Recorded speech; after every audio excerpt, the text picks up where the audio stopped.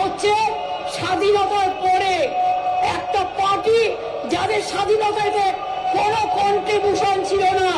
এরা হচ্ছে আজকে দেশের সবচেয়ে বড় ডাকাতদের সর্দার, যারা আজকে কোটি কোটি টাকায় দেশটাকে বিক্রি করে দিচ্ছে, মানুষকে বিক্রি করে দিচ্ছে, আর লজ্জা করে না।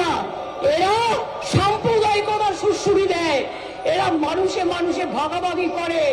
ওরা জানে না যখন স্বাধীনতা আন্দোলন হয়েছিল বাংলার মানুষ সবচেয়ে বেশি জীবন দান দিয়েছিলেন, ফাঁসিতে গিয়েছিলেন, ক্ষুদিরাম গান গিয়েছিলেন, একবার বিদায় রে মা ঘুরে আসি, হাসি হাসি পড়বো ফাঁসি, দেখবে ভারতবাসী।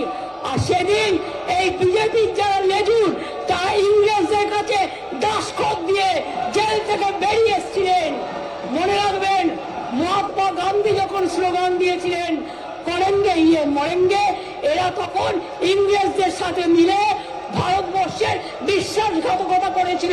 এরা বিশ্বাসঘাতক, এরা প্রতারক, এরা প্রবঞ্চক, এরা মানুষকে মানুষের কথা বলতে দেয় না। এটা বাংলা, সব জায়গায় মুখ বন্ধ করে দিতে পারেন, বাংলায় পারবেন না। যারা আজকে নির্বাচিত হয়ে এসছেন আগামী দিন বিজেপির কেউ নির্বাচিত হবেন না। কোন মা ভাই বোনেরা